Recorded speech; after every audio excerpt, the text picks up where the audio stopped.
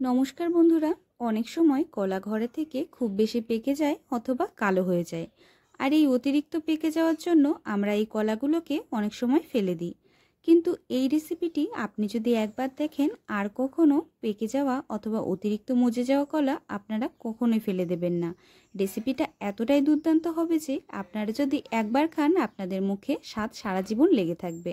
তবে চলুন আর দেরি না করে রেসিপিটা দেখে নিই। বন্ধুরা, এই রেসিপিটা তৈরির জন্য আমাদের লাগছে সুজি। আমি এখানে 1 বাটি পরিমাণ সুজি নিয়ে নিয়েছি। আমি এখানে নিয়ে নিয়েছি মিহিদানা সুজি। একটা বাটির মধ্যে আমি এখন 1 বাটি পরিমাণ সুজি মেপে দিয়ে দিচ্ছি। আর সুজির মধ্যে আমি দিয়ে দিচ্ছি 1 কাপ পরিমাণে গরুর দুধ। গরুর দুধটা দিয়ে এখন আমি সুজিটাকে খুব ভালোভাবে একটা চামচের সাহায্যে মেখে নেব। সুজিটাকে আমি খুব ভালোভাবে চামচের সাহায্যে দুধের সাথে মেখে নিয়েছি। এখন একটা পাত্র দিয়ে আমি কিছুক্ষণ সুজিটাকে ঢেকে রেখে দেব। সুজিটাকে কিছুক্ষণ ঢেকে রেখে দেওয়ার পরে ঢাকনাটা তুলে তারপর আমি কলাটাকে দিয়ে আবার সুজিটাকে সুন্দরভাবে হাতের সাহায্যে চটকে নেব। আর এখন আমি সুজির মধ্যে দিয়ে দিয়েছি অল্প সামান্য পরিমাণে স্বাদ অনুযায়ী লবণ, দিয়ে দিচ্ছি 3 থেকে 4 চামচ পরিমাণে আটা।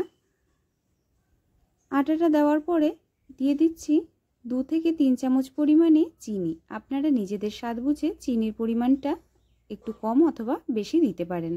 এখন আবার আমি হাতের সাহায্যে খুব ভালোভাবে আটা দেওয়ার পরে সুজিটাকে সুন্দরভাবে মেখে নেব।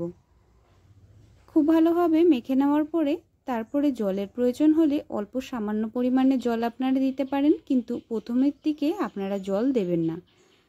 দেখুন বন্ধুরা, আমি সামান্য পরিমাণে জল দিয়ে দিয়েছি। এখন জল দিয়ে দেওয়ার পরে আবার আমি হাতের সাহায্যে ভালোভাবে বেশ কিছুক্ষণ চটকে মেখে নিচ্ছি।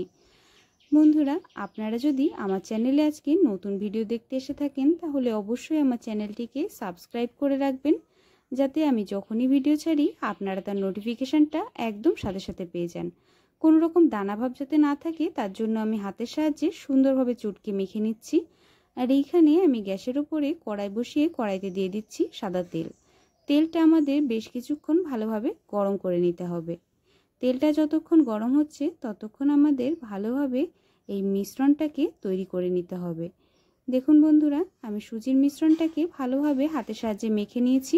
কোনো রকম দানা ভাব নেই। আর ঠিক এই রকমভাবে আপনাদের তৈরি করে নিতে হবে, না ঘন হবে না পাতলা হবে, ঠিক এই রকম হবে।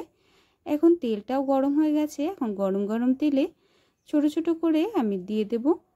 একদম তেলের পিঠে আমরা যেরকমভাবে তৈরি করি সেই রকমভাবে আমি তেলের মধ্যে ব্যাটারটাকে দিয়ে দিচ্ছি। ব্যাটারটা তেলের মধ্যে দিয়ে দেওয়ার পরে খুন্তির সাহায্যে ভালোভাবে আমি এপিটোপিট করে সুন্দরভাবে ভেজে নেব। একটু উপর থেকে তেল ছিটিয়ে ভেজে নিতে হবে, তাহলেই খুব সুন্দরভাবে এই পিঠেগুলো ফুলে ফুলে উঠবে। এখন গ্যাসের ওপরে আরেকটা পাত্র বসিয়ে তার মধ্যে আমি দিয়ে দিচ্ছি 2 বাটি পরিমাণ 2 থেকে 3 বাটি পরিমাণ জল। আর দিয়ে দেব 1 বাটি পরিমাণ চিনি। আপনারা যতটা মিষ্টি খেতে পছন্দ করেন সেই বুঝে কিন্তু চিনির পরিমাণটা নিজেদের অনুযায়ী বাড়িয়ে অথবা কমিয়ে নিতে পারেন। চিনি শিরাটাকে ভালোভাবে জাল করে আমি তৈরি করে নেব। চিনি শিরাটা যতক্ষণ তৈরি হচ্ছে ততক্ষণ আমরা কলার এই পিঠাগুলোকে ভালোভাবে ভেজে নিচ্ছি। দেখুন বন্ধুরা, কলার পিঠাগুলো কত সুন্দরভাবে ভাজা হচ্ছে। কলার পিঠাগুলো একদম ফুলে ফুলে উঠেছে তেলের মধ্যে দেওয়ার পরে। ওপর থেকে অল্প অল্প করে তেল ছিটিয়ে দিলে কলার পিঠাগুলো খুব সুন্দরভাবে ফুলে উঠবে। পিঠাগুলো যখন আপনারা ভাজবেন তখন গ্যাসের ফ্লেমটা লো টু মিডিয়ামে রাখবেন। দেখুন বন্ধুরা, কতটা সুন্দর লাগছে দেখতে। এই রকমভাবে অতিরিক্ত পেকে যাওয়া কলা ফেলে না দিয়ে একবার এই রকম কলার পিঠা অবশ্যই তৈরি করে দেখবেন। খেতে কিন্তু অসাধারণ লাগে। এক পিঠ ভালোভাবে ভাজা হয়ে গেছে, তার জন্য আমি আরেক পিঠ উল্টে দিচ্ছি। কলার পিঠাগুলোকে 2 পিঠ ভালোভাবে একটু উল্টে পাল্টে মিডিয়াম টু লো ফ্লেমে রেখে একটু লাল করে ভেজে নিতে হবে। দেখুন, আমি লাল লাল করে ভেজে নিয়েছি। খুব ভালোভাবে লাল করে ভেজে নেওয়া হয়ে গেলে তারপর আমি একটা পাত্রে তুলে নেব। দেখুন বন্ধুরা, কত সুন্দরভাবে কলার পিঠাটা ভাজা হয়ে গেছে। একদম সুন্দর লাল লাল করে আমি এপিটোপিট করে ভেজে নিয়েছি। কতটা জালিদার হয়েছে আপনারা দেখতেই পাচ্ছেন। আমি সমস্ত পিঠাগুলোকে ভেজে নিয়েছি। এখন আমি একটা পাত্রে তুলে নিচ্ছি। আর একই রকমভাবে আমি বাকি পিঠাগুলোকেও ঠিক এরকমভাবেই ভেজে নেব।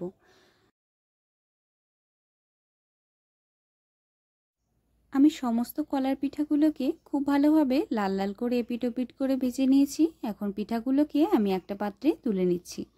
আর এখানে আমি যে চিনি শিরাটা তৈরি করেছিলাম সেই চিনি শিরার ভেতরে এখন আমি সমস্ত কলার পিঠাগুলোকে চুবিয়ে দেব। ঘরে থেকে কলা অতিরিক্ত পেকে গেলে অথবা কালো হয়ে গেলে আপনারা আর কখনো ফেলে দেবেন না।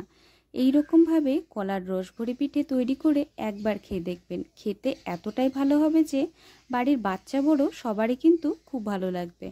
দেখুন বন্ধুরা, আমি খুব ভালোভাবে রসের ভেতরে পিঠাগুলোকে একবার ডুবিয়ে দিয়েছি।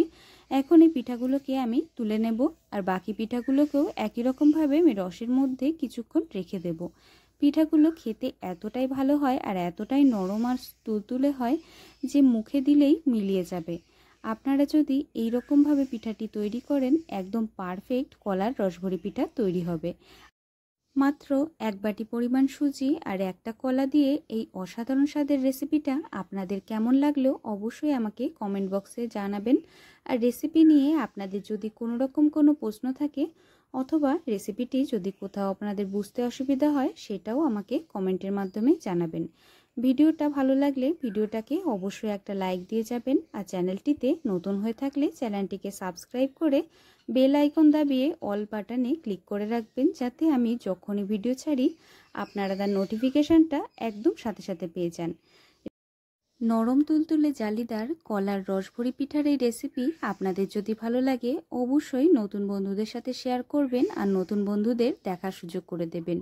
ভিডিওটা প্রথম থেকে শেষ পর্যন্ত দেখার জন্য আপনাদের অনেক অনেক ধন্যবাদ। আপনারা সবাই খুব ভালো থাকবেন, সুস্থ থাকবেন। দেখা হবে পরের ভিডিওতে নতুন রেসিপি নিয়ে। ধন্যবাদ।